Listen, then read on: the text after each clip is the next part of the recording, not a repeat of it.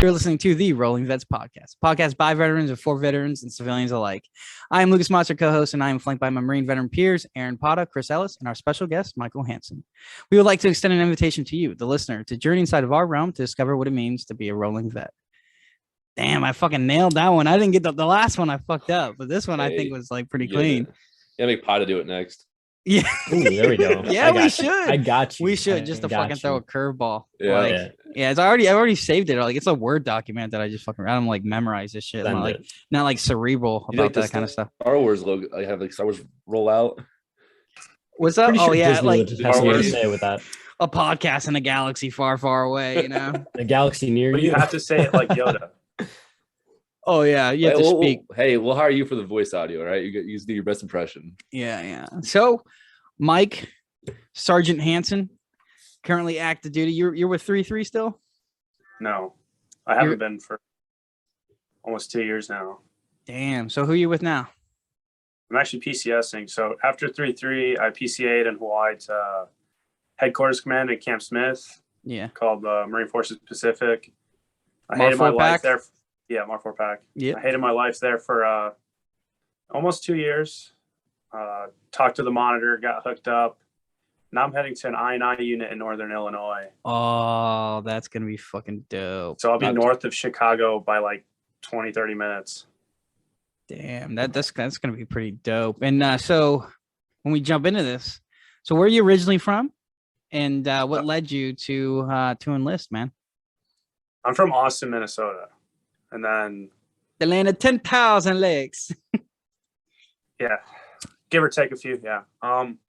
Joining, I just still to this day do not know what I want to do with my life. That's why I stayed in for the free paychecks. I just to this day still, again, I'm a little immature. So I was mature enough to understand that I'm not ready to go to college and sign this piece of paper saying, hey, you're this many dollars in debt.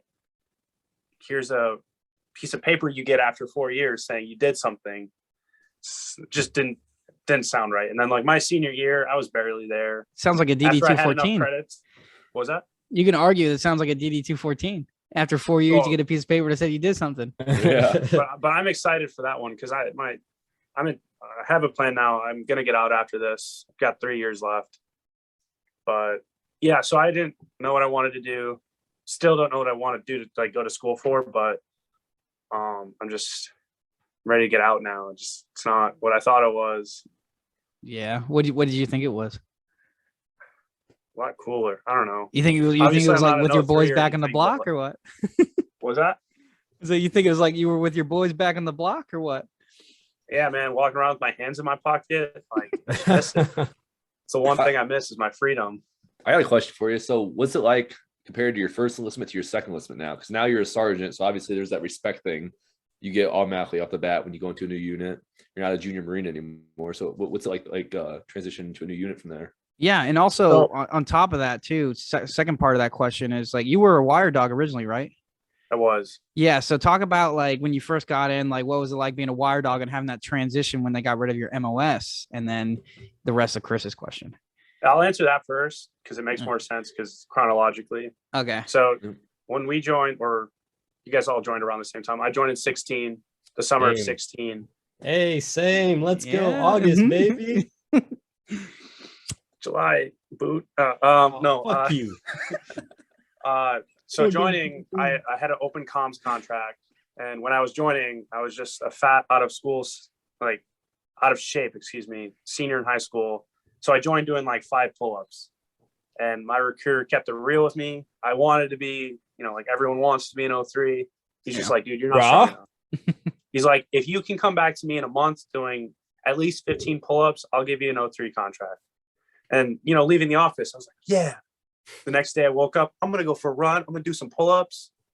And then the day after that, they're like, hey, you want to go party? And I was like, yeah. I'm leaving in like 2 months. I don't want to do that shit. So he didn't give me an 03 contract, but he's like, hey, I'll give you an open comms contract. You can go to an infantry battalion. It's the same thing, but different. Yeah. And I was like, yeah, cool. I have no idea what you just fucking said. Thank you. I'll take it. I heard infantry in there somewhere. Shit. Yeah, that's all that matters, right? And then I was like, so what are comms jobs? He's like, well, there's wiremen, there's radio operators, and there's data. He's like, if you want a good job, you have to get data. And I was like, yeah, I'll do it. He's like, you're an open comms contract, so we don't control what you get. You just get what you get. Yeah. And I was like, cool. So I kind of Googled all 3 MOSs. I was like, damn, data people sound like fucking nerds.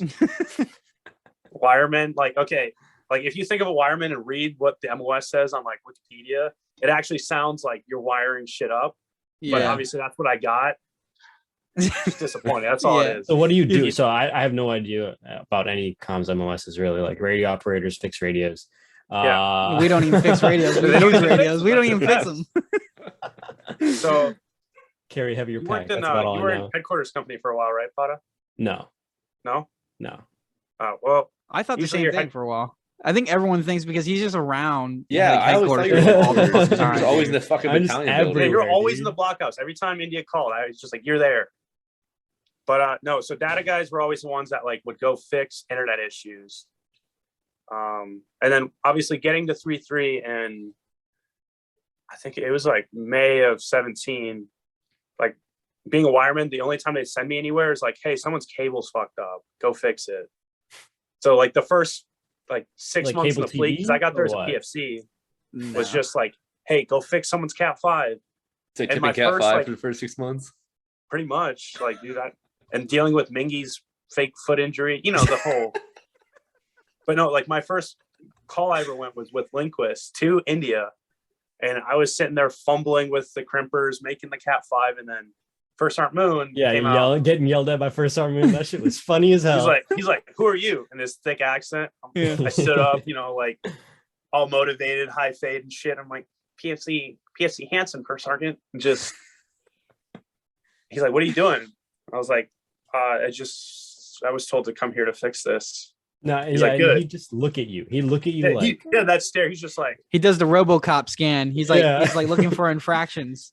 No, but like he'd always mess with people. Like every time there was a new person in the office, he'd be like, "What the fuck is he doing? What are you doing? Oh yeah, what are you doing?" He's like the nicest dude, but he would like fuck with him. The first time I ever met him, like or one of the first times I met him, he had like all this like because he was a enabler from MARSOC for like I think like 9 years, and he had all this like fucking like high speed gear, like comm gear and shit that he wanted me to test out. I think I'm like a PFC at this time.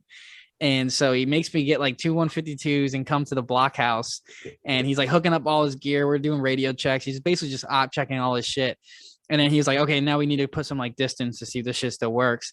And I'm thinking to myself, I'm like it doesn't really work like that. Like it either works or it fucking doesn't. Like it doesn't matter like how far you are away from each other. But like he was just like so convincing. He had me walking around the entire fucking base.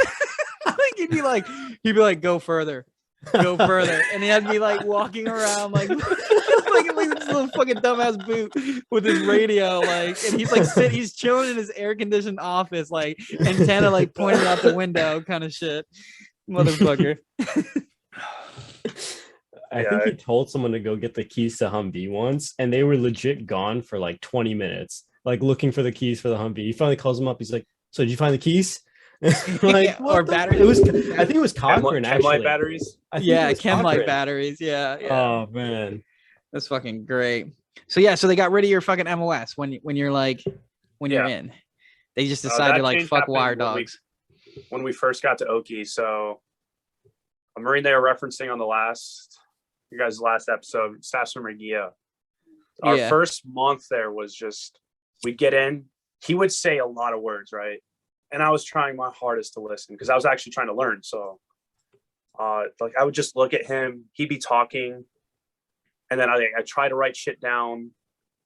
And then like 4 seconds later, it's just the fucking monkey in my head banging those things together. Like I tried to listen. That dude was so fucking boring.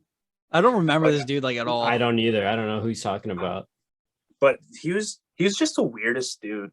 But so like we spent the first month there before we went to, it was Cobra Gold first. Yeah.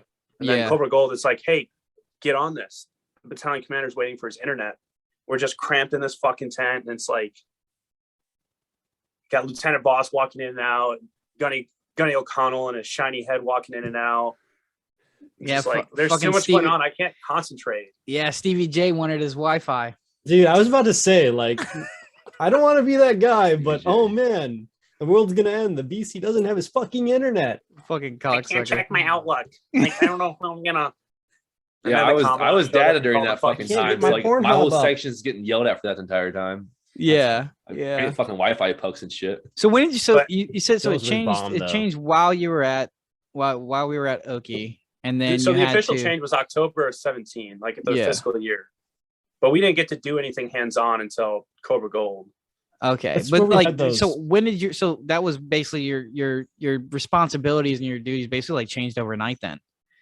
Like in it an was essence. just like, hey, one day you're nothing. Next day, you'll help all the idiot 03 lieutenants that can't do their shit.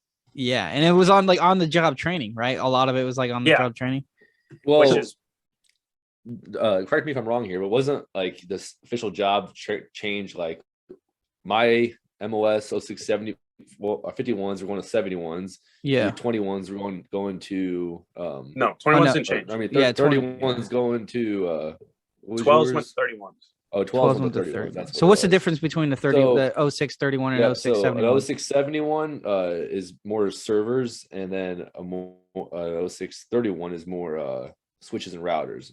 Oh, okay. Yeah, that makes sense. And in Hanson, I if also I remember saw correctly, that was the main thing. But Yeah. 31s just mainly took over help desk. That was like their main aspect. So Hanson just got put on a job like, hey, fix this fucking computer after he was doing fucking wire shit for fucking his whole career. Yeah, that's fucking wild. Just to fucking just like it's like being in like a radio operator. Be like, oh, by the way, like, Yeah, go fix the computer. yeah, you're fucking data now. Shit, I couldn't fucking do that. I'd be like, yo, get me the fuck out of here. And then you have secondary MOSs, right? Right, Mike? Yeah, I've got all of them because I hated my primary for the longest time. Yeah, which ones do you have? So I'm a combat marksman coach. Hell and yeah, trainer. I got the hat right here, baby. Yeah. Are you a CMC or CMT? I'm both. So I went to CMC. Oh, yep. I went to Okay. CMC literally last December, right before I left Hawaii. Okay. So my last unit, Mar 4 pack, my last month there, I didn't do much because obviously I'm checking out. And I was in with the S3 because I coached every range they ever needed if they needed a coach. Yeah, And every time they had any McMap questions, they'd always just call me because I'm also an MAI. yeah, So I just did all that shit for them. And the S3 chief's like, hey, we have a spot for CMC that we need to fill. Do you want to go? And I was like, if there's no one else in the unit that can go, because it wouldn't make sense for me to go, I'll go. yeah, yeah. So I got hooked up with that before I left. So that's just another MOS. And so Oh, when yeah, you were doing right here, got the campaign cover. when you were doing your pistol qual, I know when Aaron was doing it, it was still the Beretta. Did you guys switch to the SIG yet, or was it still the Beretta? So the SIGs got pushed out to the infantry battalions. So when Yeah. I coach, like Oh, my it's because unit you were a didn't have Mar any- 4-pack. Yeah, so Yeah. they didn't have the SIGs. Oh, Ah, okay, that damn. sucks. Those Berettas are fucking trash, man. Dude. Yeah, well, Literally, SIGs are no, SIGs, If you get new Beretta though, Berettas are nice. yeah. Well, The ones they're that not bring- new. Think about it. If you three bought a Beretta, it'd be good for 20, 30 years. Oh yeah. But the 100%. Berettas that you've shot in the Marine Corps have been through Dude, thousands been of idiots. they've Yeah, been they've probably around even since the been 80s. teabagged or something. Dude, probably. They've been around since the fucking 80s. The barreling is gone. Like you Yeah. shoot the same fucking, you hold the same stance, shoot the same fucking shot twice. One veers off to the left. You're like, dude, I changed nothing. Like, what the Yeah. fuck? But yeah, no. the SIGs are nice, except like a lot of people have a problem with the fact that a part of it's like plastic. And I'm like, whatever. Like, who gives a shit at that point? Like, You want to know a funny story about the SIGs when the Marine Corps bought them? yeah, So when the Marine Corps placed the order for like the 28,000 SIGs they bought initially, they bought everything except the plastic handle part. So they bought like the mechanism to fire it yeah, for like in the contract, but in the contract it said nothing to do with like putting it together. So fuck, I can't imagine. Like it's pretty much like the upper and lower receiver yeah, where you put everything that shoots it. yeah. So like the handguard of the pistol, or it didn't come in the contract. So the Marine Corps had to make another contract and buy. So because That all sounds the like Marine shitty Corps. barracks rooms we lived in, Yeah. that's why they just can't get Oh. their shit right. Oh, that so they bought sounds- so they bought the barracks but forgot to have the contract for hospitality. Yes, basically what it that's is, exactly God, what it dude, was. they bought the roof, but they forgot the walls. All right. Yeah, That's what it was. they bought the building. They forgot like everything that goes inside a building that makes it hospitable. Oh, you need a bed? How you guys got your your sleeping gear? You'll be all right. You want a bed? How about some There's- fucking cockroaches and moles? There's some Fuck off. cockroaches. Don't worry. That's just extra protein. I think we've- I think we've all Maurice. stayed. I think we've all stayed in Mackey Hall. I think Yeah, right. That that was my first. Yeah, fucking- we've all been in Mackey Hall for some as point. soon in as I time. hit the fleet, dude, I get told on the bus to Mac, like, hey, this is the worst barracks in the Marine Corps. So I'm expecting like Yeah. tall grass and huts. Yeah. And like that's Like- what I'm expecting. That's what I'm envisioning. Tall grass and huts. You know Already in the drive- Afghanistan or something like. you know the drive to like Hawaii, like you're just surrounded by trees. So I was like expecting like little huts in the middle of a fucking jungle. Like that's what I Yeah. thought. And then I get there and I see Mackie. I'm like, oh, this isn't so bad. I walk in, there's like fucking 5 cockroaches that just scatter. Like the entire room is a mess. There's dirt everywhere. I'm like, well, this sucks. What the fuck? Yeah, I think the jungle factor turned me off too, dude. When I got my orders for 3-3 and like me and Evan and Brandon and Drew, when we landed, and we landed at night too. So like in like the Hawaii, like Honolulu airport's like all open air, you know? So like you're looking outside like, and it's like fucking humid.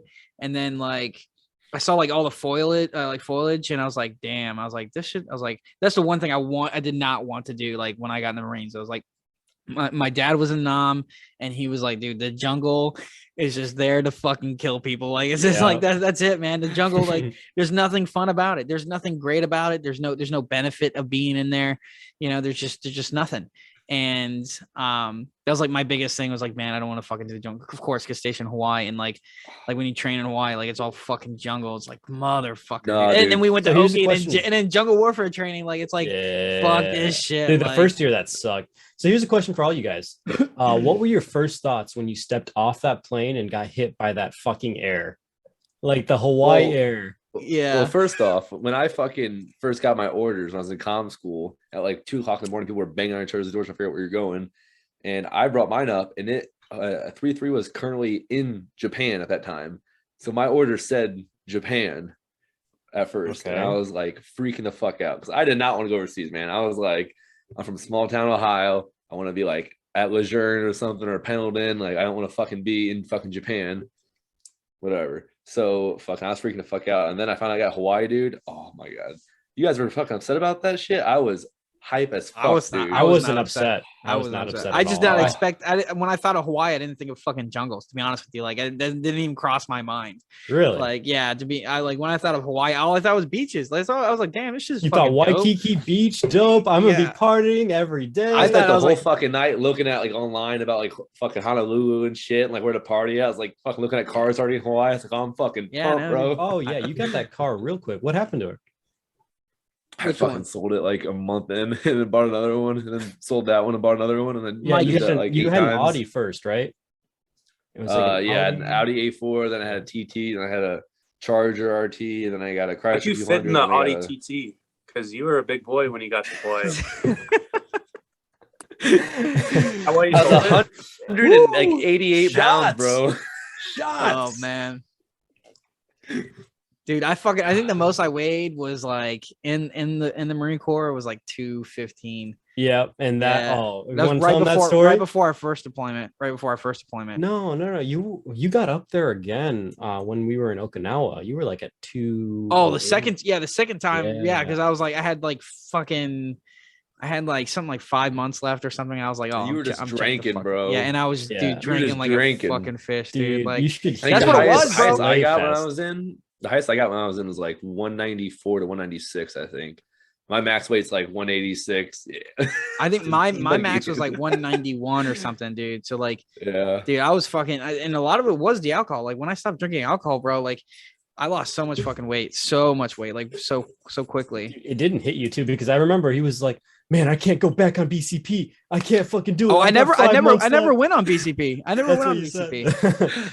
I just didn't want them to fuck with me anymore. So Like, him and an awesome lieutenant of ours ended up doing this fucking sleigh fest with trash bags under their fucking sweatshirts. yeah, Oh, Ross yeah. was fuck dead I for would like lose- 3 days after that. I would lose. I'm never drinking again. Yeah, I would lose like 12. I think the most I lost was 14 pounds in 12 hours. Yeah. I used to do that shit for wrestling in high school, dude. I had to lose like 18 pounds in like 16 hours before I just trash bagged it and jumped rope. Yeah, and I did the bike. I did the bike, and then I did the sauna, and I went back to the bike, and then back to the sauna, like all night, like too. all night. Yeah, and then I would do like I would take the what's the like thermogenics and shit. Yeah, and just take a couple of those. Like I wouldn't eat or drink anything. Like straight up, just go for it, man. Like really push my body to the point where I was like, I would make weight the next day. And he did it with you too, like the exact same thing. I'm like, Jesus Christ, man. Yeah, Cordova did that shit with me. Yeah.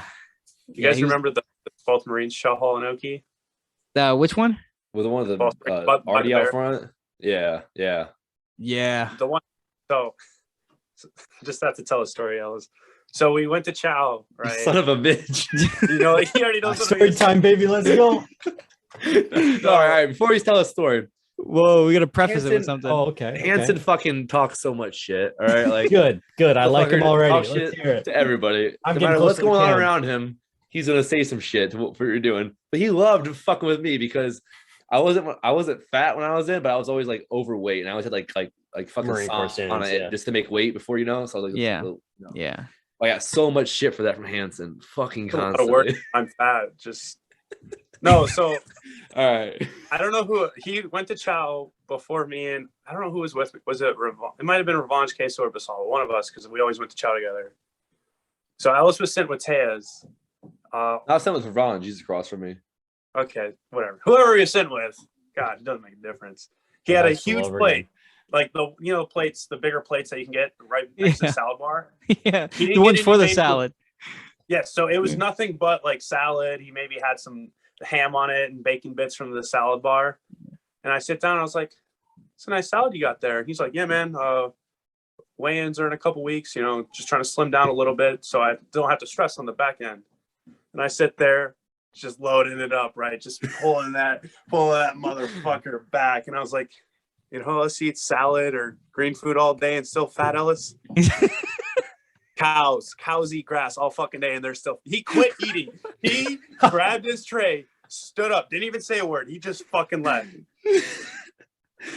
No, I fucking fucking laughing. Like a fucking everybody at the table was fucking dying. Oh God. That cracks me up. Oh, that's fucking funny, dude. Like, I never even thought about it. Dude. Fat shaming in the Marine Corps is such a fucking real thing, dude. Like, they fuck you up, dude. They don't give a shit about whatever your mental state is. They don't give a fuck. You're fat, and that's all that fucking matters, dude. Like, I used to get so much shit whenever I was fat, dude. Like, so much shit all the fucking time. Oh man, and that was another motivator to like lose weight, like. Dude, I'd be laughing because like they started off in boot camp, right? Where everyone's like, "Oh, you fat fucking thing," and I just like look at them because I'm like, you know, $120 at this point, just like, I'm fat, really? Yeah. Like, what part of this is fat? There isn't any fucking skin on these bones. Jesus Christ. Yeah, they fucking, and then that you carry that mentality to like, if there's any, it doesn't even I knew fucking big dudes. You remember Ariano? Yeah. Yeah, he dude was like never gonna make weight. It was just like his body type, but he would fucking run like crazy 3 miles. He would get like perfect scores on his PFT, so he didn't have to weigh in. That was like his thing. He was like, I might be fat, but like I'm gonna get a perfect score on my PFT, and then like I don't have to weigh in. Like it won't matter. So yeah, he fucking did that, dude. And dude was a stud, like a PT stud. But when you looked at him, you're like, dude, who's this fucking fat piece of shit? Who is this guy? Yeah, but yeah, like there are people like I was definitely not like that. But I mean, I never fucking failed a PFT or anything. But like I was definitely not like that. To fail PFT, you legit have to fucking walk the 3 mile and do like 6 pull-ups. Yeah. Like it's almost impossible to fucking fail PFT. I don't even know what the PFT. What's the PFT now? Didn't they change it or something? So this is our last year doing crunches. So this is the last year of 300 points. Yeah. Damn. It's so initially the plank was going to be like 4 minutes and 20 seconds, but they lowered it because, you know, soft Marine Corps. It's like 3 minutes and 45 seconds now. Dude, for max that's score. Easy as hell. What? And then everything else is still the same. So this year they're just changing the crunches to a plank. This is last year of crunches, yeah. So next year will be plank. Why? Did they ever say why?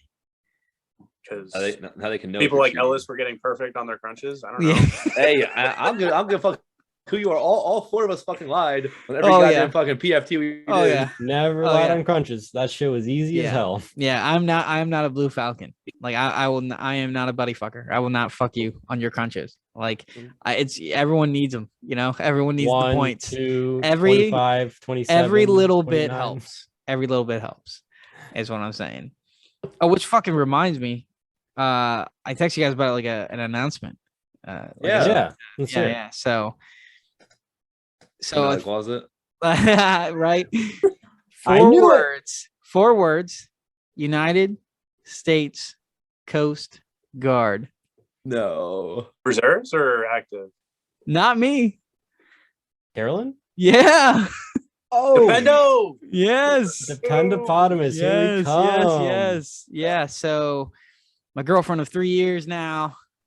She is joining the Coast Guard. It got approved today. We were waiting on a tattoo waiver, so that's when we didn't tell anybody.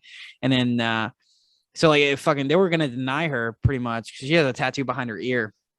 And you're allowed to have one behind your ear in the Coast Guard. It just has to be 1 by 1 inch. And hers is like 3. And so they were like making a big fucking deal about it. But like some admiral, she like scored like super high on the fucking ASVAB. Fucking like has all these great Evan actually wrote one of her references and shit like that, like, you know, all her resume and whatnot. And she's a female and she's a minority. So it's like, it's a fucking given. Like that's a wrap. Check in the box for that. Exactly. So like, and I never knew this because I thought I got a tattoo waiver. And then I was actually talking to actually a couple Marine recruiters came into GameStop like a month or two ago, and I was talking to them about this, and I was talking with her head, like the chief of the station or whatever they call him at the recruiting station. He used to be a Marine too, and he's like, dude, there's never been anything such, like there's no such thing as a tattoo waiver. There's no such thing. It's called an exception to policy. So like you're basically putting in like you're begging someone to make an exception for you is basically what it is. It's not even technically a waiver. And I was like, oh, okay. So I was like, that makes a lot more sense. So almost relatively the same process for her that I had to go through. That Chris, you had to go through a tattoo waiver also, right? Yeah, because it showed on my chest. Yeah. So like the same process that you and I had to go through. And I think they were actually like leaning on like denying her, to be honest with you, because they were thinking it was way too big. And then an admiral who works in like Washington, D.C., like fucking came across. I like heard about it and was like, nah, fuck that. Like, we're going to let her in. And we just got the word today. So congrats. Did you tell her she's Department of Homeland Security and not actually DOD? Yeah. So if there's ever a government shutdown, she don't get paid. Hey. Yeah. Well, if not essential. Yeah. Ukraine and Russia stuff happens, the Coast Guard falls under the Navy, and then she's the federal employee, DOD status there. We go. Yeah. That's Aaron. You know who we know that went Coast Guard? Who? Armprester.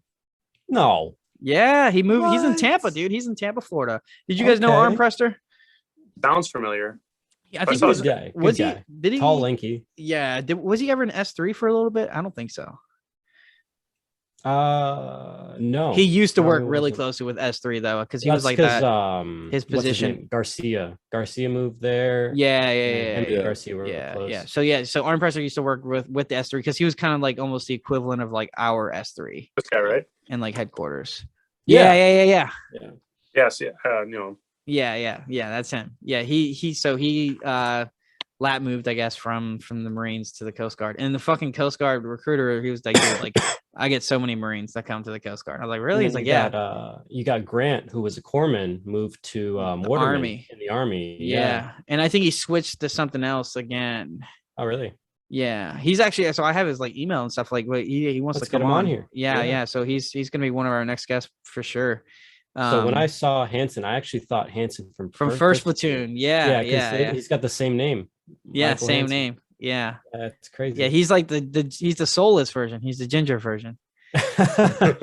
No, because I was very. They almost kind of look alike, to be honest. Like two average looking white dudes. Yeah, they're both re-enlisted. Like, so crazy. When I was with Mar 4-Pack, you know, on MOL, the little locator. So in the many hours I spend trying to be busy or looking busy, because that's the best part of the Marine Corps. I was on the locator and I was like, Sgt Michael Hanson's. And then another one came up, and you know how it says a unit? So Yeah. obviously I came up and he came up and the unit was the same. I was like, there must be a fucking typo here. No. But yeah. no, the only two, Sergeant Michael Hanson, the Marine Corps, were at a unit of like 200 Marines in Hawaii. But he worked down in, he was in supply. So the first couple months of him getting there, his captain would always email me. And then like the S3 would be like, hey, you got approved for that school. And I was like, what? Wrong Hanson, man. Yeah. I was like, what school? Where am I going? They're like, oh, you're going to your follow-on MOS school. And I was like, I wish someone would have told me. I'm not fair for that. And then he got a new OIC. So I was like, hey, let's do this thing where when he gets in, you go say, hi, I'm Sergeant Hanson. And then I'll go in like 10 minutes later and ask him to sign something. And, you know, just trying to play jokes, but Yeah. crazy. Yeah. Michael Hanson. And it's not even like I wouldn't even think it's like a common name either. No. You had and only, you also only Potta in the Marine Corps, baby. Yeah, I has believe been, that. ever will be. But Mike, you had probably one of the most fucking hardcore PT Oh my fucking god. heavy let's hear sergeants, it. dude. Let's hear Sergeant it. Will, bro. Sergeant Williams. Oh, I Dude. know him. Yeah, Yeah, dude. He dude, was a used to stud. Fuck Jesus. people up. Like He's straight really up. funny. You I like- always love talking to the So funny as using the word loved everyone slay else. with him, using the word slay with him was like it was never an understatement. It was never never an exaggeration. Like he would fuck you up. and there was Hardcore. always one person that caused all of it. It was fucking Yeah. hilarious. It was Who like was two it? or three. Who was it? So Fucking Migliacci. Migs, Oh, that's the guy I was talking about. We should get his dumbass on here. The guy who's Fuck carrying a no. fucking No. Thailand knife. Fuck no. everywhere. Fuck no. Just fucking just in the middle of I this, will- carrying this I will giant never fucking let knife. him on this fucking podcast for as long as I Fuck you, breathe. Migs. So Migs was Fucking one Migs, of them. dude. Hey, no, Hanson fucking knocked Migs out in comm school. Oh, let's hear it. Story time, baby. The UFC fighter, the dude who defeated Conor McGregor. Yeah. He beat the pole. Yeah. Yo, But no, okay, it which was- one's Yeah, worse? put, Migs hey, or, you gotta put one of Williams? those videos in here. Does he Migs has or- videos on the internet? On Marcus? YouTube, bro. Oh hell Oh no. no, he deleted his account. We bullied Hot him. pussy. Fuck. What a R.I.P.. bitch. But no, Migs, Davis, and then Wagaman. Wow, man. Oh, dude, Walkman. I have so many Walkman stories. That dude's such That's a cunt. specialist Wagaman to you. He's in the army now. What a little bitch. I bitched him in front of like all my seniors when I was like still Lance and they were all corporals, and he was yelling at them. He's like, "Guys, tell him, like, you gotta tell him to stop treating me like that. I'm a corporal." And then like, of course, it's like Morrison and fucking Monty and Manty, and they're like, "Fuck you, Walkman." Like, yeah, Lucas can say whatever, or he's like, Moss can say whatever the fuck he wants to you. Oh god. Those guys were stressful All right, time. let's hear the story. Let's story time. Come on, Yeah. Hanson. Yeah, give us a All Mig of them. story. Give us a Mig story, and then give us a fucking Sergeant Will story. Yeah. Big story. So to go back on something you said earlier about getting orders to Hawaii, I'm coming clean. If he watches the show, so be it. I don't care. When we Welcome. got our order, right? Send the I shit to me. was so sad that he got orders to 332. I was like deep down inside upset that I would have to spend the rest of my enlistment with him. Because at first I couldn't stand, like at the end he got better. I don't know if you heard or care. At the end he was tolerable and not terrible. But at the beginning, dude, I fucking hated Migs. I hated Migs since comm school. Like we were never released early on level. Like there's this one time where we had our whole class had to wait for him to fucking shave in comm school. And like, What the fuck? you know, like if you were a corporal and you saw like a boot, like you would know if they've shaved or not, right? It's not hard to tell someone's fucking shaved. And he's like, I swear to God, I shaved. And it's like, no, you fucking didn't. You don't have a baby face. You get 4 little black hairs right here. It's like you have to fucking takes 4 seconds to get 4 hairs. But like when we got our orders and you know the instructor was just like, where's everyone going? Me and Basala sat at like close to the same table. We're like, we're going to Victor 3-3. He's like, oh, dope, infantry battalion. And they got all the way around the classroom, and the little midget was in the back. And he's like, I'm going to Victor 3-3. And I was just like, ah. Yeah, okay, here's where I'm coming clean, right? So do you know that leave you can take between like the PCS, like going from Oh, console the leave they force you to take, even if you don't have No. leave days. They just No, fucking so do like they're like, go home. You can't stay here and you can't go to your unit yet. So you have to just fucking go somewhere. I'm like, so I had like negative fucking 15 or 12 like fucking leave days going into my unit. I was so pissed. So that leave, the admin retards came and I was like, hey, I don't want to take leave. And the reason behind taking leave and going home is because I did not want to be his roommate. I told my family, I was like, I can't take leave. I just gotta go. I gotta go to Hawaii. Like, I gotta go to my unit. Then I'll come home. Just because you don't want to show up at the same time and have like risk being his roommate. Oh my god, dude. That's genius. That's fucking genius. That's like some 200 IQ moves right there. Holy power shit. moves. So I didn't take leave between comm school and going to 3-3 because I didn't want to be his roommate. So the day we graduated, me and Basala got on that bus to LAX and then flew to Hawaii. And then obviously he showed up. And then when we got there, like, hey, there's another one coming. And I was like, hey, I'm not biased. I just hate the fucking kid. He had that gay ass sword with the picture. Yeah. This is him. Like, and he showed up, his alphas were all jacked up. And I'm like, fucking told you. Yeah. Hey, been here 2 weeks longer than you. Get away from me. And I spit on him, just get away from me, say something, faggot. Oh my god.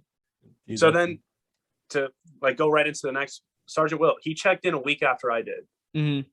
So like he checked in, he had waves, he had hair, he checked in with hair. And then fast forward a year, his hair's gone, he's fucking hating us. So we were waking up, right? We were PTing at 4:45, whatever. PT's PT. Yeah. But me and Basala were extra just retarded. And we were waking up at like 2:30 in the morning to go to the gym before PT. Shit, I'm going to sleep at 2 a.m. What the fuck? Sorry, this was in Oki. So we get up at that time, go to the gym, go to that 24/7 gym, then go to PT. PT would always get done at like 6.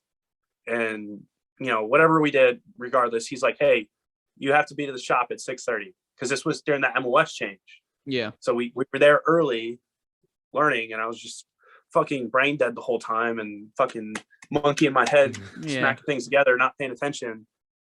And then we go PT at lunch again. It wasn't every day. It'd just be like, sometimes someone would come and say, brah, Sergeant to Sergeant Williams. And he's like, you know what, fuck that. I hate brah. We're PTing at Chow now. I'm just sitting there minding my own fucking business. I remember watching all the 31 just lose their fucking soul. Every time he came in and said some shit, you guys be like, fuck, man. He'd be like, he's like, oh, yo, outside right now. And I'll be like, oh, shit. Or get them all like in a school circle and fucking life them all out, dude. How was ITX with him? What was that? How was ITX with him? He didn't go. He was at his Chiefs course. Lucky fuckers. Yeah. Actually, he would have slayed you. Yeah. There's nothing to do there. Oh man. I know. Yeah. He's like, yeah, I know. Hey, I was hoping that didn't you smash laptops? ITX? Huh? Oh my fucking god! No, I was telling you this smash story. laptops? I was literally telling this story the other day. Let's hear it. So I'm not sure. I want to hear it. I want to hear it. No. So this was right before we were about to deploy, I think, but right after we got back.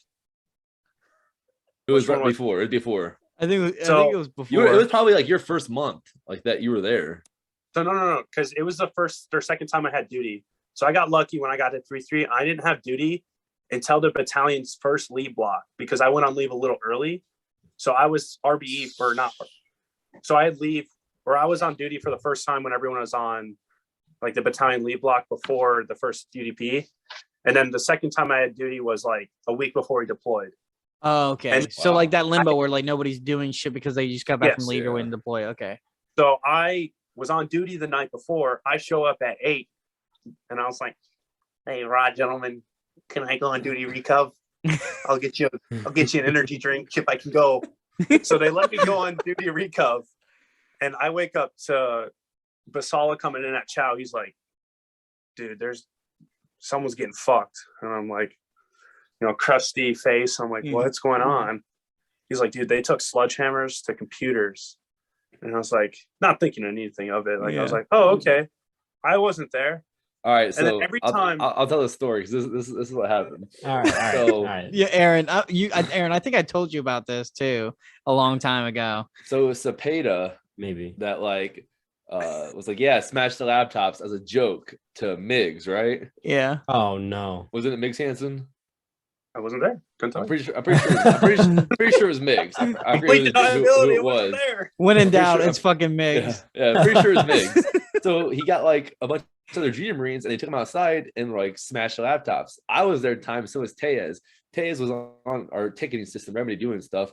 And that was back when I played like Clash of Clans a bunch of fucking times, like all the time. And I was in the bathroom taking a dump and I was doing battle and I was like doing the battle and shit. Doing battle with the shit. So like company dime and company time. Yeah, let's go. So I'm in there for like 10 fucking minutes and I'm like playing and I'm like, all right, I'm gonna go. They're probably looking for me now. I'm a Lance Corporal, so I'm fucking like put my fucking They're looking for me now. I'm a Lance Corporal. Yeah, I go out there and Tellez comes out to me. He's like, they smashed the laptops, and I was like, what? He's like, they fucking smashed the laptops. I'm like, no, they didn't. And I walked outside, this shit was everywhere, and I was like, oh, I'm going to Subway, guys. I'm going to get lunch. Like, Yeah, so see you Aaron, so later. they I were fucking they were left. actually instructed to destroy the hard drives Who? of this laptop. So we had a bunch of these laptops in S6, and Okay. they were instructed to destroy the hard drives. So when that got passed along, Wipe them? Like like physically destroy them, like physically- physically destroy them. Like they were no longer in use in the Marine Corps. They were tasked with removing them and destroying them. Right. So okay. so what they did, instead of just literally removing the hard drive, which is not a hard thing to do with these tough books, it's like fucking super easy. I was literally just telling Carolyn that the other day because we were watching Mission Impossible, and she's like taking a whole ass tough book just to get the hard drive. I'm like, you stupid bitch, like like stupid movie mistakes. Like it's so fucking easy, and so that's what they were just supposed to do: just take them out, destroy them.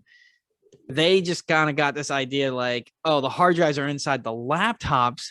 We get to destroy these laptops. That's fucking fun. Like that's super cool. So they take them outside and they're just beating the shit out of these laptops and like destroying military property at that point, dude. It was the funniest fucking thing. I think I walked in like an hour after it fucking happened.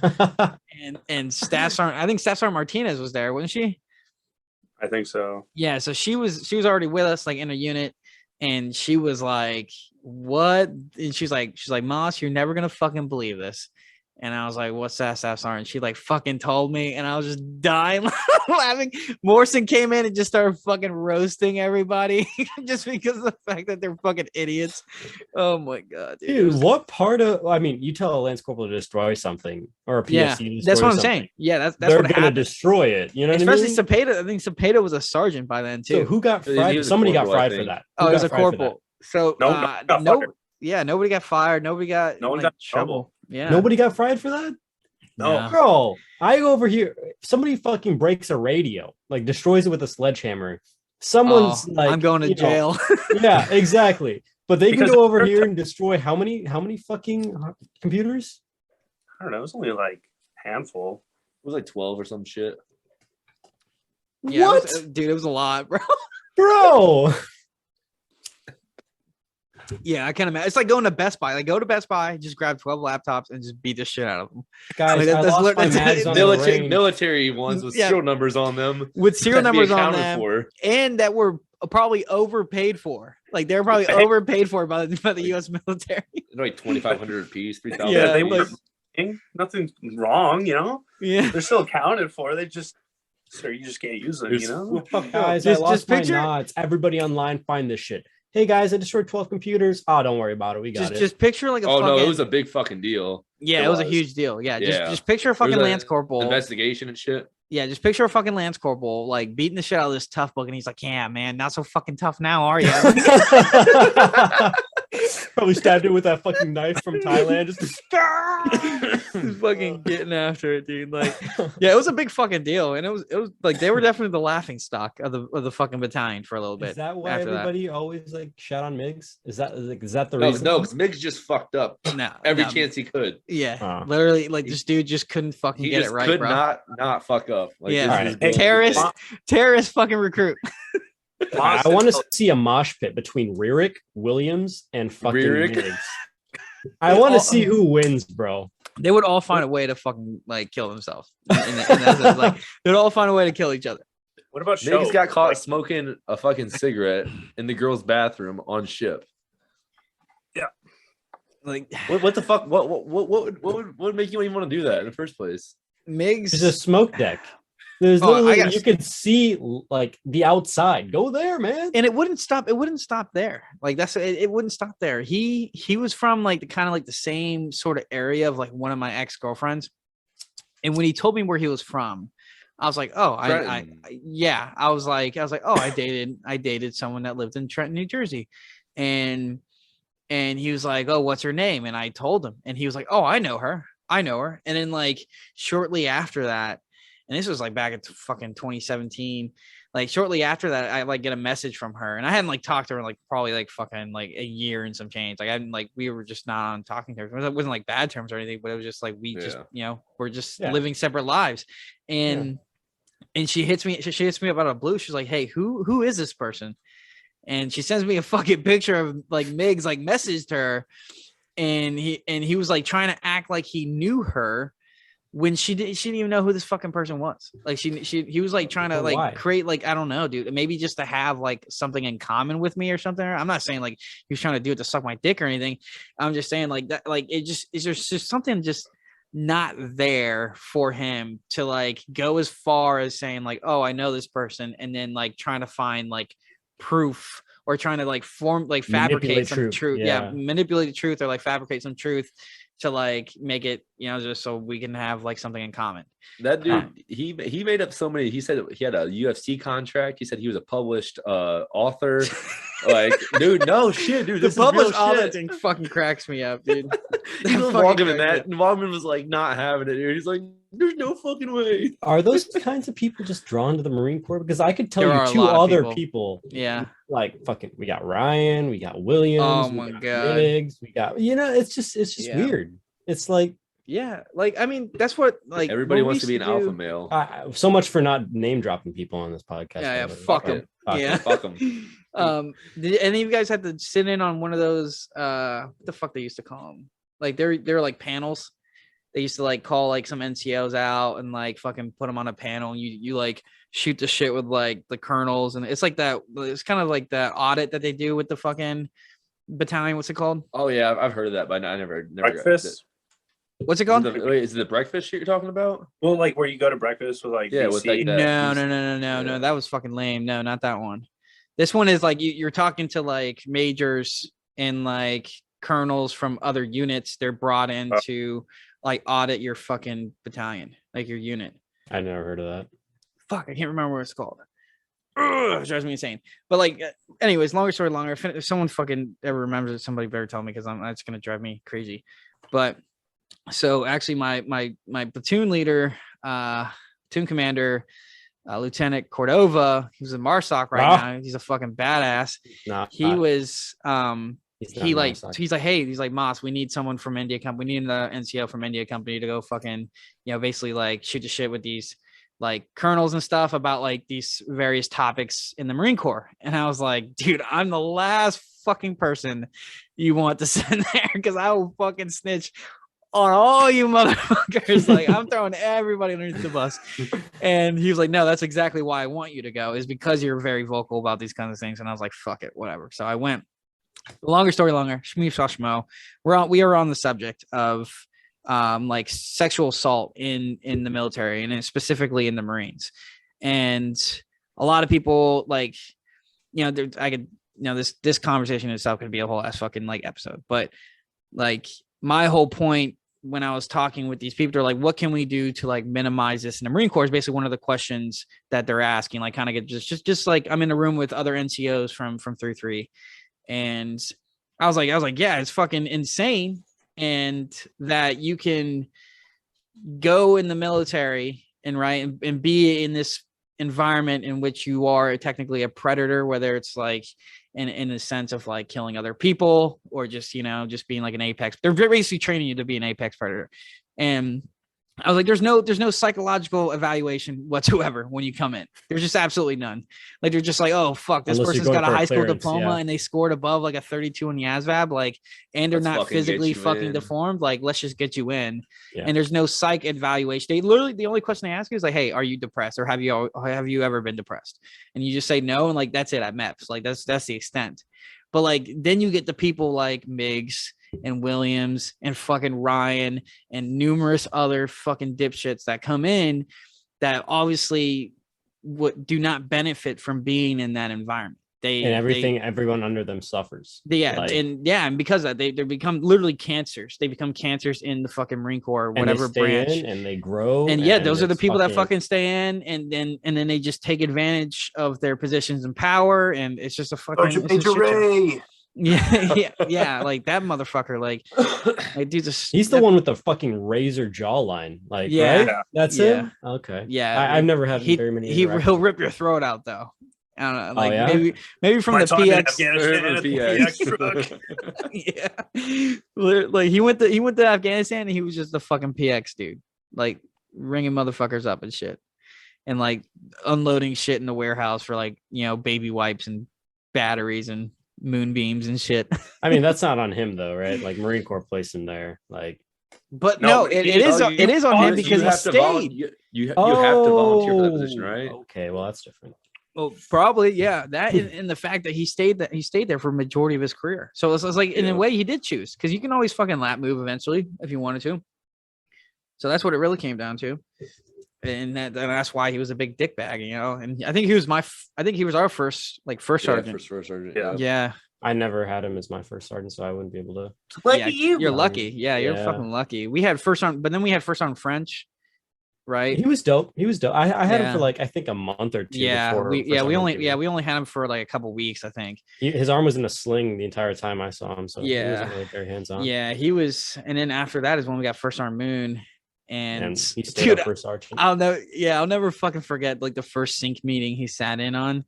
He was like sitting there and like just fucking like totally like lost, like just like you see it in his eyes, like he had no idea what the fuck these officers and other like staff NCOs were like talking about. He was just in there like. But once he got comfortable, dude, he didn't give a fuck. He'll call anybody out. Like that was the best thing. And then I'd see him bitching out officers. I'm like, you can do that? Like, what the fuck? But who was also dope was Master Sergeant Butler. Oh, Master Butler's shit. Yeah, Master Sergeant Butler was probably one of the best leaders like I ever had in the Marine Corps, definitely. Yeah. Especially coming in like we should make that an episode too. What great makes leaders? A good leader? Yeah. What makes a good leader? Because we could say these guys are great, but like let's try to get to the bottom. Like, we can fucking touch on this. Let's start with you. We'll start with you, Mike. What do you think makes a great leader? Like out of like, I mean, obviously like you had the likes of like Sergeant Will, you had Felder, like some of these other guys that could really represent good and bad, I think. So I think the camera being centered, by the way. Just saying. There you go. It's been pissing me off all day. No, I think without using anyone in 3-3. So my second command, right? Like super staff NCO and officer heavy because the 3-star worked there. So there's a lot of senior leadership. And one thing I I'll say learned from there, from like someone being a good leader, is understanding. Like trying to get to understand everyone's story. Like at the end, let's use Miggs for an example. People kind of knew how he was, and a lot of people called him out on his shit. And I don't know if he got tired of people calling him out, or just one day woke up and he's like, you know what? I feel like not being a piece of shit today. Yeah. Like he understood, like understanding like where you lie with the people you work with, that like you guys being in like a company, like you have to trust the people to your left and right. Yeah. Yes. Whether it's fighting Australians in ITX or one day the Russians, Ukraine, like trust and understanding like everyone's story. I think it helps. Like obviously you can use the whole fucking JJ did Ty Buckle bullshit, but like seriously understanding where they're coming from and understanding someone's point of view. So empathy. Yes and no, because people that make fucking shit up, you're sometimes some people like if I empathy is not sympathy. Empathy is not sympathy. Empathy is like, hey, I understand where you're coming from. Yeah, that's what I'm saying. It sounds a lot like empathy is like a kind of like that leadership quote, like trait, quality, I should say. Yeah. Because that was one thing, like a bunch, like all the staff and COs that have worked at an I&I station, they're like, just understand that these reservists come in once a month, right? Mm-hmm. But most of these dudes have a full-time fucking job. Some of them are on their third, fucking reserves contract. So, they're 15 years older than you, 15 years more experience. in the Marine Corps, regardless if it's, reserves or not, like you got to understand that they have a lot going on in their life that they're not going to tell you about. Yeah. Like when I first got to Hawaii, like I talked to Basala. Me and Basala didn't go out. We were fucking bums that stayed in the barracks all the goddamn time. Like we didn't go out. So like people are trying to talk to us, and like the other sections, I didn't know, like I didn't know any of that shit happened to the data dicks, like by Mater. Like I didn't know any of it for, like, I came into work on a Monday and they're like, dude, did you hear what happened? And I'm like, no, man, what happened? Like, he's not here anymore. Wasn't he at recruiting school? He was, until he just fucking, like, everything came back to do some hazing. Yeah. So like I just is that the Marine that they brought back even after he EAS'd for fucking hazing? No, he was like, basically on leave from recruiting school. Okay. Like he finished and he came back to the unit. I think we were in like on a field op somewhere. I think it was like, was it PTA? Yeah. Yeah. So we were on PTA. We were at PTA. No, it was the on base. The backyard op? The backyard, yep. Because I got pulled from it. Yeah. So it was the backyard op. I think it was our first one that year. I think the first one when we hit the fleet. It was up by the flight line. So that was was it Boondocks? No, if it was the flight line one, it was the McCree then. Yeah, so that was much later. I thought it was the first night back from PTA. I thought it was PTA when too. they fucking back to PTA. That's when it happened. That's when it happened. Oh, okay, yeah. I'm talking about when he got arrested. No, yeah, we went. We went while we were at PTA. Sergeant Mater. I'm not even gonna give him a rank. He doesn't even fucking deserve a rank. Private Mater. Yeah, fucking Private Mater. Fucking E0 Mater. He has nothing because he is nothing, sir. Fucking he was like putting out fucking cigarettes on fucking the new guys that came to the unit while the unit was doing a field op. I mean, he was just hazing. He hazed the shit out of them. Like it was fucking. And I mean, these guys, like, their first experience in the fucking fleet is this experience. Like they didn't meet anyone from their fucking unit because their unit's gone on a field op. And they just had some drunk ass sergeant like fuck with them the entire time. Like, hey, daddy's not home. Like, I'm just gonna fucking fuck you up, basically. That's something on them too, though, because like at least have enough respect for yourself to be like, no, bitch. Well, like, what the fuck? You're drunk as hell. First off, they were drunk too, and you gotta realize these are like some of these guys just got out of high school, went through boot camp, now they're in the fleet, and now they have a sergeant in the fleet. They go from I understand boot camp. You're not. I mean, you can say like right now, like, oh, why don't you stand up for yourself? But it's different when you have an 18-year-old kid who's never had alcohol in his life, and that sergeant forces him to drink half a bottle of Jameson and then hangs him off like third deck or some shit. Yeah, allegedly was doing. Yeah. And so the kids he was doing this to were like they look like they're fresh out of Auschwitz, like skinny as hell. Yeah, and he was a big guy. Like he was a, power lifter. He was a fucking gym bro. Yeah, he was a fucking big dude. Yeah, like I wouldn't want to fucking like piss him off, is what I'm saying. Like if it came to fisticuffs, like I knew he'd probably fucking bash my head in. But I agree with you. Like at the end of the day, you got to stand up for yourself. You do. But in their position, you don't know their fucking background, because it's the power complex too. You have like the power complex that's involved with that, and that's like installed in you for like your, exactly. That it's not that's not right. Right, but like there's still that benefit. You draw the line. Yeah, there's still that benefit of doubt in your mind that because this person's a person in power, that they can inhibit your way of like they can inhibit you from like reporting it and like fucking with your life after you report and stuff like that. There's like there's fear of the consequences because of the fact that they're a person in power, and it's a completely valid fear. Like that's shitty to say, but like especially when you're as remember. I mean, you remember. I know I remember. Yeah, y'all probably remember too how impressionable you are when you first get to the fleet when you're a dumbass boot. Like, Potter, you were fucking. You were impressionable. You were fucking worry about calling Tay as Lance Corporal. Yeah. So you're telling me a fucking time sergeant doesn't start telling you to do shit, you're not gonna fucking do it. No, which So I that's know one thing. in That's one India thing. If a company they Lance did. Corporal- yes, because I remember my first experience was getting off the bus, getting beer bottles flung at us. And I was like, oh, that's normal. Like that doesn't ring like any warning bells in my head as like a new Marine. But when someone's coming out and fucking putting out cigarettes on you, like forcing a drink, I understand that too. I'd be like, okay, yeah, I got it. That should happen Dude, to me. liquor when you're boarded, yeah. shit faced, Yeah. like I'm not a bitch. Like fucking put a cigarette out of me. I don't give a fuck. Did they ask for the cigarette though? Like No, they don't. I don't think you they know did. what I mean? We'll have to ask them if they want to fucking talk about it. Yeah, I mean, fucking yeah. Never mind. I'm not gonna name drop whoever that fucking happens. Yeah, I won't name drop on that. But. Yeah, I'm not gonna name drop that, but yeah, I mean it was fucked up either way. So that was just that was a whole Mater thing. So that was a very prime example, obviously, of like really bad leadership. Like absolutely given like bad leadership. Yeah. So to piggyback off Hanson, one trait that I was thinking about of good leadership was along with empathy actually is not micromanaging. Like yes, understand where they're coming from, but at the same time, like, hey, train them to a level that you expect them to be proficient at and let them do their thing. If you micromanage everybody, you treat everybody like little kids, they're going to act like little kids. These are adults that you expect to go out, fucking fight, train, kill. Why micromanage where every single round impacts on a range? Like, no. Well, I think coming from like a calm like viewpoint on that, what I would see would be if he's like 21 and 22-year-old like corporals and shit who are at the first point of power ever in their fucking life. Yeah. And they're supposed to be over Lance Corporals now. And like Lance Corporal doesn't want to be micromanaged on his task, but that corporal, that's his first fucking time he's ever had power in his life. And now you get to stand parade dress for him and shit.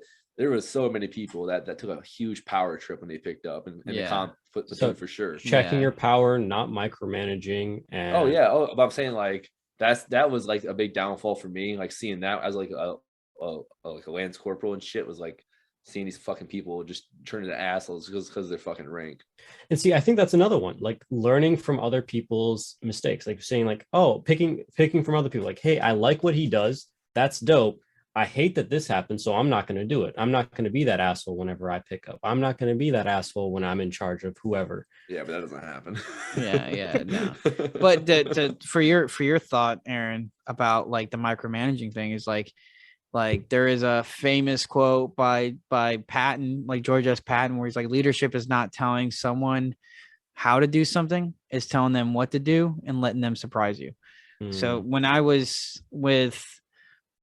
first got to India, and the only person basically that was micromanaging me was obviously my direct senior, which was Monty, fresh out of corporal's course, but other than that, the leadership, like for our first workup and deployment in Indian company, like our immediate leadership and headquarters was probably that was a great combination of a bunch of great minded and well-rounded people, so that like I never felt an immense amount of pressure more than I already did from like having to be the comm guy in an infantry company, going to like, you're literally going to places so you can't be found and you expect that you have the ability to talk to other people. It's like, you can't fucking have both, you know what I'm saying? So like having that pressure of always having to have comm up no matter what, I never got like, it never mounted up because of the people that were in a leadership position. You had a stacked lineup. First Sergeant Moon, Gunny First Baker. Sergeant Moon, who was very understanding. He was the understanding one, very like, okay, what can we do? Like very like, let's solve this problem. I'm going to use whatever expertise and my experience that I have to help you, and maybe both our brains together can be, we could figure it out. Yeah. Then we had Captain Thompson. I'm pretty sure he's out now. Actually, I think he got out eventually. Who was our XO, and he was a fucking very soft. I wouldn't say like soft spoken. He just didn't speak much. And but when he did, it was always very enlightening. Yeah, it always carried some weight. It was always very enlightening too.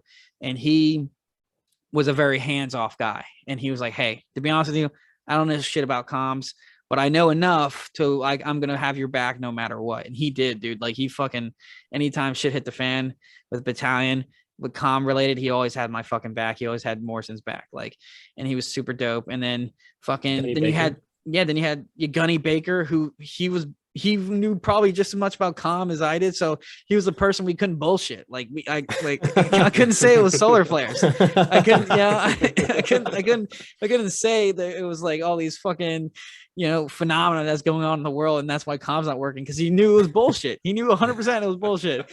He knew just about much about comm as Morrison and I, and then Major Kent, and then Major Kent was also a fucking really personable, really dope dude.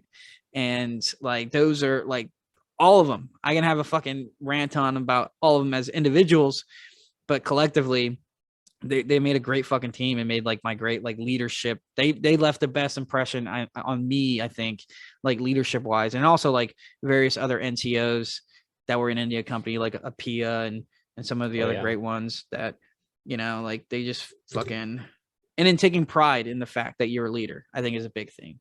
So you can be proud that you picked up. You could be proud that you're in this position of power, but like I think Chris was saying, was like keeping, that ego down. It was like reeling that ego in, and that's hard in the Marine Corps. Yeah, and checking, and then like really power checking yourself, like checks and balances and shit, but like holding yourself accountable.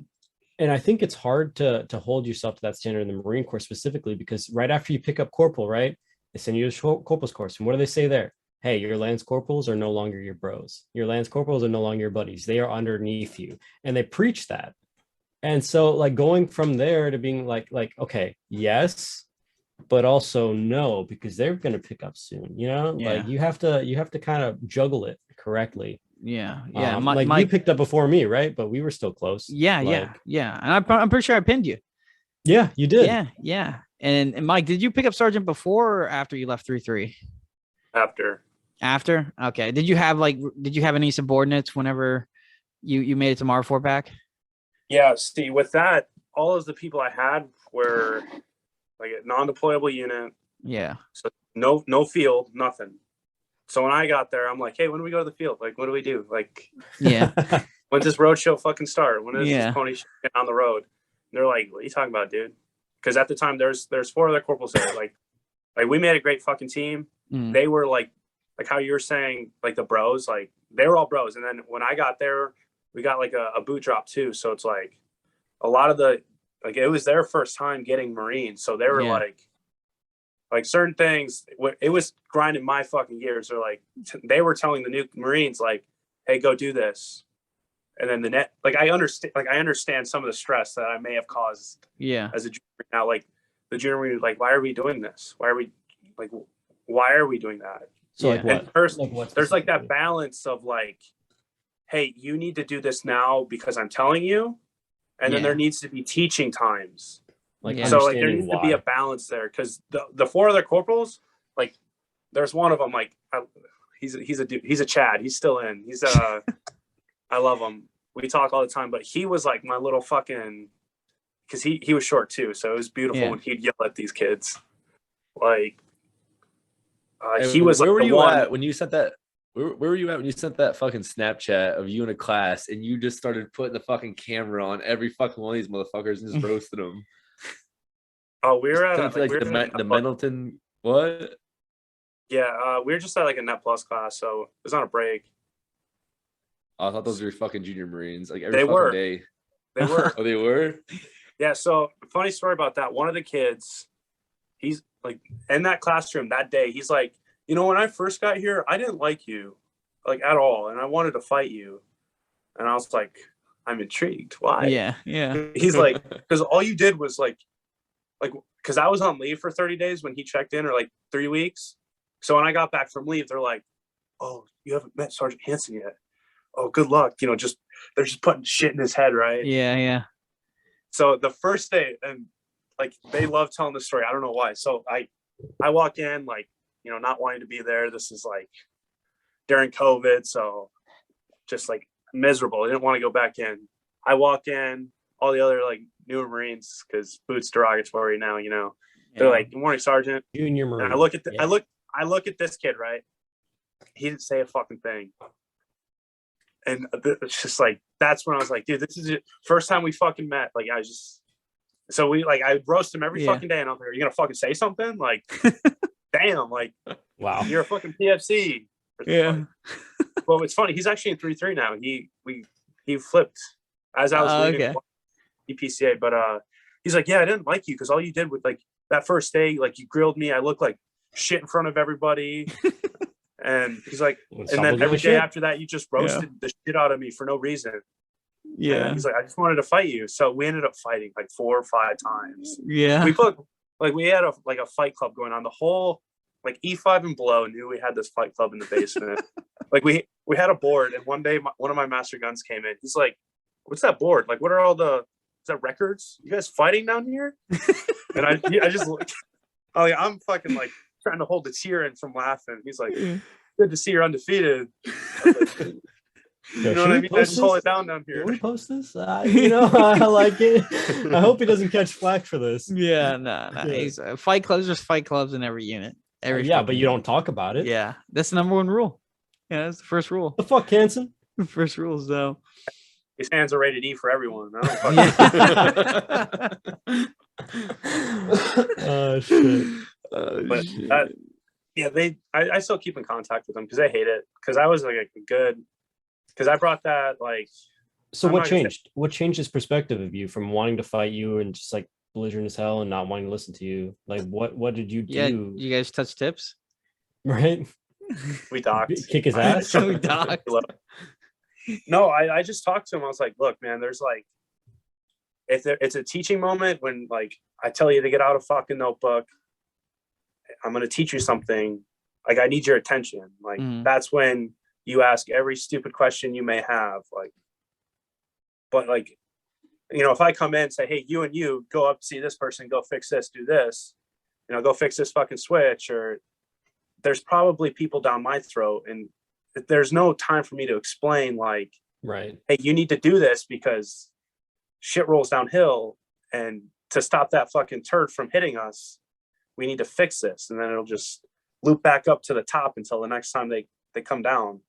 I think it's just understanding that, like, yes, now there's a time and place. Yeah, right. Time and place, and so seeing it from this side and being annoyed. And that's one thing I don't think they teach you, right? So because they're always like, hey, follow orders, but you're not a robot, right? So like, hey, if I'm telling you to do something, it's now. And that's one thing I feel like every leader should like tell their subordinates, like, hey, if I'm telling you to do something, do it as fast as you can, and I'll either explain on the back end, or if we have the time, I will tell you why it needs to be done.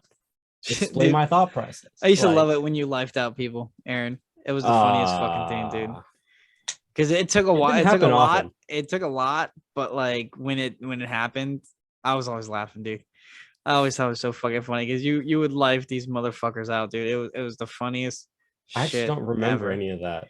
I don't remember lifing anyone out. Really? Thing everyone was watching I remember you try to rip somebody's ass. Tayez, oh, dude. There's some people that got it, and some people that fucking don't. Like when you got it, you fucking got it. Like you're not gonna like fumble your words. You're not gonna stutter. You're gonna fucking. Yo, who did I life out? I think Williams. I think you lifed out Williams one time. Huh. I think it was during ITX. I think you lifed him out, and it was like he said some shit to you, and you just fucking snapped. Like it was like we were all like trying to talk buddy. And he said some shit to you, and you just fucking turned around and just fucking like lifed him out. It wasn't long. Oh yeah, he called me Potter or some shit. Yeah, I was like, "Who the fuck are you?" And just like in front of everyone was there. The fucking first sergeant, like the whole chain of command was there, and it was just like this tension in the fucking in the room because he said like as soon as he said Potter and didn't say Corporal Potter, it was like you could hear fucking like pin drop. Yeah, like everyone knew. Everybody just stopped. Oh, like this dickhead, like. First of all, he's not invited in any conversation at all that we were having. Like, just wasn't a thing. So the fact that he even said anything at all was like what the fuck? And then two, like, oh, okay, like you're gonna speak, you're gonna interject, and you're not even gonna use rank. Okay, bitch. Like, yeah, like it was all NCOs or like staff NCOs, and then this guy comes out of nowhere and he just thinks that like, hey, I'm your bro. Like, yeah, dude, that was funny, man. I never really had to life out really anybody. I don't think I did a couple times. Yeah, I lifed out Simmons. Simmons talks about that all the time. He's like, dude, he's like, you did it perfectly. Where like, I knew like you could possibly fuck me up physically, but you also had like that disappointment in your voice where it made me feel like shit. Like the disappointed dad sound. Yeah. I fucking just lost my shit, bro. When I blasted somebody, I fucking like went the fuck off. Yeah. The hardest person I ever fucking blasted was fucking Migs too. All right, let's hear it. Dude, we brought his name up so many fucking times. He might as well be on the podcast. I was about to say, you keep talking about him. We're gonna get his on. Like I remember like it was in fucking ITX, and he like was talking back like to me for fighting with like fucking Mayan on the last episode we had. Yeah. Over some shit, and Lieutenant Sutherland was right there, and he like was like watching the whole thing. He looked at me like when Migs like talked back to me, he was like, "What the fuck are you gonna do about that?" And I was like, "God damn it, Migs!" I pulled him out back and fucking look what you made me do, up, dude. Lit this kid. Then he screamed back at me when I was blasting him. Oh, fuck, I was there. Like I thought. I was like, "Shut the fuck up, Migs." What did he say? You remember what he said? Hold on. Oh no, like he kept talking back, like, and then fucking I think Brian came out, right? No, so it was just so Ellis and I and Gleason, you know, give Gleason some clout for this one because Gleason's a soft spoken dude, right? He's a bro. He's a bro, like bro sergeant, bro corporal, whatever you want to call him. Like, he would never yell at someone. But when Migs, whatever he said back to Ellis, dude, I was sitting there back there proud as fuck because I was just out there to witness it. You know, like I'll deal with that shit later. Like Gleason's like, shut the fuck up, Migs. Like Gleason grew a pair. Like he became a man that day. Like his balls dropped 3 inches. No way. Yeah, I was like, I was proud of him, and I was just sitting in the back, like, what the fuck am I gonna say? Like, he didn't say shit to me, but like. But I want to get out on this. I want to get in. What triggered it? What triggered it? Like, what did he do? Like, him and Dan were arguing about something, like refilling the generator or something for the COC. It was literally like a childish fight. Like that's all I remember. It was so. It didn't. And I kept telling Migs, like, man, like, was stop talking, but Migs kept running his mouth. I was like, Migs, shut the fuck up. He kept running his mouth. Like, Migs, shut the fuck up. And then he kept running his mouth, and I was like, yelled like, Migs, shut the fuck up. And then he cussed back at me. At that point, I was like, oh, motherfucker. Yeah, yanked his ass up. Like, come here, bitch. That's exactly what it was. We went outside. Alice was saying his thing. Migs wouldn't shut up. Migs was talking back while he was blasting him. Yeah. Like, that's unfathomable. I would have probably put fucking hands on you. I probably would have put hands on you. Man, if you were out in the middle of fucking ITX where there's people walking around everywhere, dude. Oh God. There's a tree line. That kid up so bad.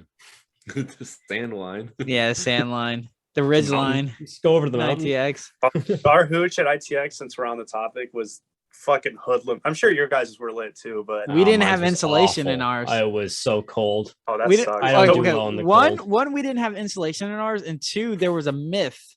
They told us a myth that the lights had to be on in order for the outlets to work. No, first art moves of that. So I shit you not, for the first fucking like 3 weeks, like, dude. Nope. Well, if we eventually did, for the first like 2 weeks, like it's cold as fuck. Like I'm wearing like my happy suit, like layers and everything, just to go to sleep because there's no insulation. Like it was literally just a tin can. And I was like, how the fuck did headquarters like platoon get the fucking worst one? Like we were supposed to be living in luxury, you know, compared to the ground. Yeah, who picked? Fucking first sergeant picked the hooch. And Gunny picked the hooch. Gunny did. Yeah, we were giving him shit the fucking entire Gunny time, Martinez, and he dude, wouldn't even stay there. He didn't even stay there. He cracks me up. That dude cracks me up. But he fucking so we get in this huge, there's no fucking insulation. And then they're like, hey, we have to leave the lights on at night. And I'm like, why? And first sergeant goes, I was like, why? First sergeant? He was like, I was like, that doesn't make any sense. He's like, oh, so the CO can charge his phone. I was like, bitch. I was like, get the fuck out of here. I was like, please tell me. I was like, let's just try this shit first, the first night. Like, no. We did. What happened was we left the phone on charge, and for whatever reason, it just didn't charge that night. Yeah. So the CO didn't get to charge his phone. So they're like, oh, the lights are on now. And I think it was one. He plugged it into the one bad outlet in the entire fucking hooch. Yep. And like we did it, and it was like wasn't charging, and I'm like, motherfucker. Like, so he takes it out in the middle of the day, he plugs it back in and it charges, but the lights are on. So he's like, oh, the lights must be on to charge. No, but we didn't even catch it then. We caught it like that night where like it was like right about to get late, and it was 3 right days in. before. Yeah, this was like this was like a weekend. We were already there for like a fucking week. It wasn't like a couple days. Like we slept on for the lights on for like a week, and until they finally debunked it, like you said, like it was like he plugged in his fucking charger, and he waited, and it was already dark, and then somebody turned the lights off. I think someone came in like trying to fuck with us to turn the lights off, and so he reached for his phone for a light, and it was plugged in, and it was still charging, and he was like, "Oh shit! Hey, First Sergeant, guess what? And like it was a big deal because we had to charge radio batteries too, so we had to fucking leave the lights on like idiots." That shit wouldn't have happened. That shit wouldn't have happened in the S6 Hooch. We would have figured that shit out right away. Dude, I was like so pissed, bro. Cords. Dude, I was my fucking beanie like over my eyes. Yeah, and shit, that was the play. Yeah, it Beanie over, fucking Whoopi sucked. up the rest, and Happy Soon underneath. That was it. Just bright as fuck. But like, I guess one of the fucking best ITX stories is the one with fucking. We had a Marine. I think he was a mortarman, and he went and drank on someone else's Warriors night. Oh yeah, and fucking Sergeant Major was Noel there for caught him, that. dude. Was He's he like- there drinking too? Sergeant Major Noel was a G and a party animal. Dude. Sergeant Major Noel comes into our hooch middle of the night. Dude, and he's, funny like, as fuck. banging on it. He's like, "First Sergeant Moon, First Sergeant." We can hear him yelling from outside, and like at this point, I'm half asleep. But I got like one eye open now. I'm like, "First Sergeant Moon." First Sergeant Moon's in his fucking happy suit and his camo Beanie Crocs. dog. Yeah, and his camo Crocs. Probably watching Red Dawn on his iPhone for like the 7th time in a row. The original. He was real big. The original. Red Dawn. Yeah, the original So- Red Dawn. I was in the Warriors Club that night when that happened. And Oh, yeah? Yeah, because I was in there when Sergeant Major Noel came in and snatched that guy up. Adamas. And I'm naming No, dropping it you. wasn't Adamas. It was Alonzo. Alonzo with Yeah. the mustache. the fucking this guy was like just pouring beer for anybody, and I was with somebody else from fucking our unit, and we were like, "Oh shit, can we drink beers?" I was like, "Shit, can we drink beer?" So we went there and got some fucking beer, started like drinking these, like just started pounding the fucking beer real quick, and then like we didn't have clear cups, we had regular styrofoam cups, so you couldn't see in them. Yeah. And Sergeant Major fucking Noel fucking comes in, and I just straight fucking just pound the rest of this shit. There's just a little bit left in there. And he goes up to us, he goes, "Marines, do you know anybody who's drinking alcohol in here?" We're like, "No, I don't know, Sergeant Major. I'm not- You don't want to talk? You don't want to talk? No, I'm like, Sergeant "This is fucking Major. apple juice, bro." Dude, you should have Yeah, seen but it though when he came he to snatched that hooch. Marine up and took his ass out. It was crazy. He's like, the best thing that I could do is fucking impression, like almost impeccable. So All right. he does this thing. This is what he tells First Sergeant Moon when he walks in. He was like, "First Sergeant Moon." First Sergeant stands up. He's like, "Yes, Sergeant Major." And he literally has Alonzo. Like my rack was like 3 down, like, and there was nobody laying in front of me. I was like literally peeking out of my fucking like, dude, my fucking sleeping bag because it was so cold and, dude, and it was so fucking bright. I was 5 over and I turn over and I just have one eye open because you're the rack it's covered by the fucking baby sack. And so he goes, he just looks at First Sergeant Moon. He goes, "Smell this motherfucking Marine right now." Smell him. First Sergeant Moon goes, "What?" What? He's like, "What, Sergeant Major?" He goes, "Smell this motherfucking Marine right now." And the First first thing Sergeant First Sergeant Moon says is, "What? Did he not shower?" Yeah, he goes, "What, did he not shower?" And then he says it a third time, "Smell this motherfucking Marine right now." And fucking First Sergeant like leans into his mouth. He like leans closer to his mouth and he smells them and he was like, First Sergeant was like, "Fuck," like literally said just like "fuck," and like he knew that obviously Alonzo was fucking drinking and it was the funniest fucking thing because Sergeant Major is fucking lifing him out. And he's like, "Why the fuck did you think like it was okay to drink all this shit?" And fucking Alonzo's like, he literally said this. He's like, "I'm a grown ass man. Like, Yeah. I'm almost 30 years old. Like, I know I can have a fucking drink and not be treated like a child and still like perform at work the next day." And that's literally what he fucking told them. And Damn, that's a man shirt there though. didn't use rank. He didn't even fucking use rank. And in fucking Sergeant Major's like, "You're not even gonna fucking use rank." And he was like, "No, I'm talking to you like a man." And I was like, "Oh shit." I was like, the balls on this The dude. cojones on this motherfucker, dude. And then he's like, "First Sergeant Moon, I can fix this or you can fix this, Mhm. but it's gonna get fixed tonight." I was like, Oh shit. Yeah, the best thing, First Sergeant Moon probably dropped the most savage fucking line and was like, "Do you think you did anything wrong?" He's like, "No, I don't think I did anything wrong." He's like, "All right, bet you're gonna have like 40 days to think about that. Like 40 days on 45, NJP. 45, yeah, 45. Yeah, he was like, he said you're gonna have 45 to think about that." And I was like, oh, I was like, damn, First Sergeant gotta hit him with that half-ass pay and shit. Damn. And I'm sitting here like, fuck, I gotta drop an NJP. yeah. Ninja in punch. the middle of ITX. Ninja punched. Hey, Fucking got his ass. did they NJP him? Oh yeah. Yeah, fucking God. There's so many times that someone in the S6 should have been NJP'd. Oh, dude. The only that did was fucking Brock and Chris. Yeah. I drove past them that night. Fucking yeah. Coming into the gate, they had fucking. What was the name of that stretcher in the ambulance? What was that fucking name of that? It was anything is possible. Anything is possible. Yeah. Yep. Were you there too that night? No, that was like the one night I didn't fucking go. But the story about that was absolutely hysterical. I was there. How fucking Jerkins was basically being hazed by like army guys or something because he was like super drunk. Oh my God, it was like the funniest fucking thing ever. And then next thing you know, fucking they didn't get NJP'd or did they? Yeah, they did. Like I don't think Jerkins did. I know Kiak did. Kia, because he was the one that bought the alcohol. Yeah, I don't know if Jerkins did. I think Jerkins definitely got. Since he almost died, they gave him a pass. You know, they're just I think they did ninja punch his ass. Chris Kiak almost died twice. Yeah, Chris. Yeah, you know Chris. That guy was dope. Yeah, he's fucking super dope. I was actually just texting him earlier today.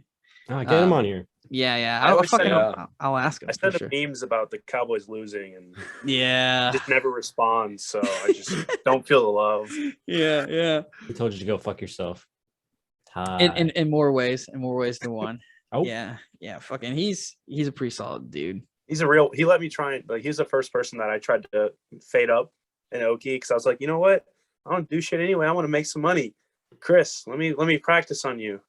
He's like, free haircut, okay. And I started, and I'm like, dude, I just don't have. He was always down for whatever, bro.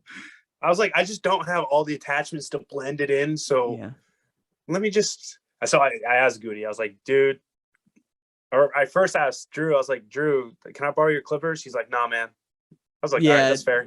They're your clippers. I can respect that. Yeah. And I was like, who else? What other fucking person? You borrow mine? No. I was like, fuck, Goody can fix it. And I was like, hey, Goody, will you help me? He's like, fuck no, Boot, get away from me. You know how Goody is. And I was like, dude, come on, Kiak needs you. He needs you. He needs your fucking little magical fingers you have. Yeah. Those little rat hair cutting fingers you have. Jennifer. So yeah, Goody came to the rescue and fixed. But yeah, Chris let me fuck his head up, and I loved it.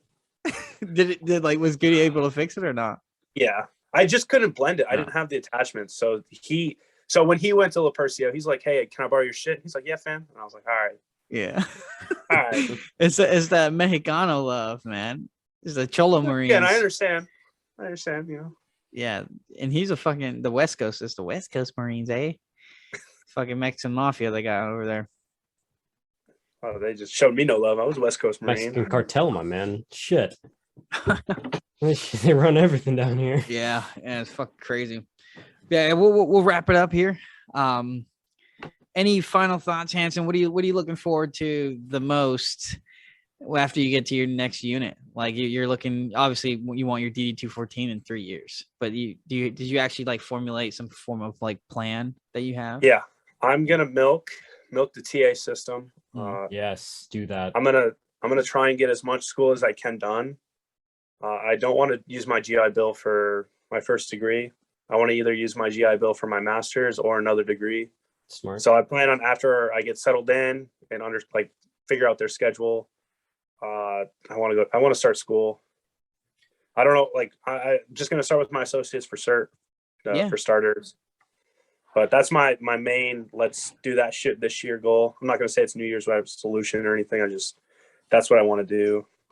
Dope. Yeah, maybe get that early release like Evan did. Maybe. I don't know. The educational release thing. I'll be looking at E6 next year. I'll be eligible. So I might, because the new change I Would you got extended for that? Welcome to the dark side.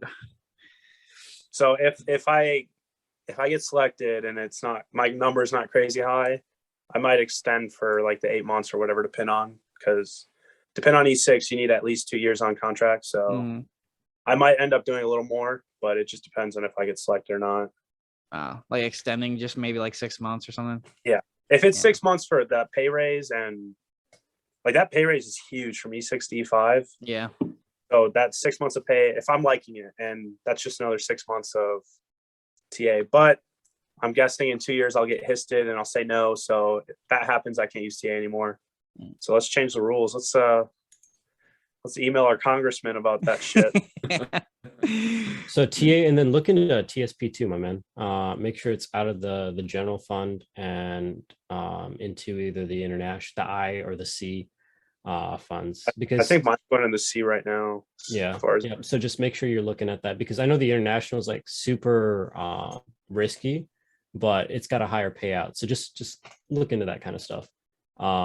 Because not having TSP out here is really different, because you don't have like that investment factor anymore, and it's literally free money. Like, do it. Yeah. With that, did you two get like Chris and Luke, did you guys get that money back, or how does it work for you guys? The TSP? Or you guys, yeah.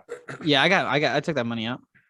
No, I reinvested like so like after you got out of the Marine Corps, if you don't have a government job, all the money you put into it, did you get it back? Is what I'm asking. You have to access it. You have to like find a way to access it and then request that it be pulled, or else it just sits there. Yeah, either sits there and like continues like gaining interest and stuff, or you can move it to a different investment account and they'll not charge you anything. But if you pull it out, they're gonna charge you a fee. Yeah, so they charged me a fee, but I still like put it back. Yeah. So like the fee is really just the taxes on it, because you can have them. Yeah, you can have. If you pull it out early, it's like 6% or something like that. No, it's more than that. It's like 40. It's quite a bit. 50. Yeah, no, it's like 20. 40 or 50. 20. No, it's not 20. No, it's 10. I know it's. I'll have to look it up. I think it's 10%. I think it's 10%. I don't think it's more than 10. No, because I pulled mine out last year. I pulled mine out maybe it's this time last year. Maybe it's 40 or 50 of like your next payment, or the payment they just received, because maybe it can't be interest made off of what it is. Maybe it's the interest made off. I could see that. It's not. It's really not that high. Like the percentage was not that high. I didn't like see the stuff they take, and then you can also you also have the options where you pay your tax. You already pay the tax on it beforehand, like when you pull it out. Yeah. Also. So that actually makes a majority of it is the actual tax, is not the interest. Oh yeah, so I was putting 20% the whole time I was in. Yeah, mine wasn't even that fucking high, and that was like one thing I regretted. Fucking with you still having 3 years in, oh man, definitely take advantage of that. Yeah, for sure. So, well, here we are. You stuck with us all the way to the end. We thank you for listening. We want our listeners to know that if your pack becomes too heavy, don't drop it. The Veterans Crisis Hotline can be reached at 1-800-273-8255. If you'd like to enjoy more content, don't forget to subscribe, Semper Fi, and keep rolling on. Rah. Cut. And cut.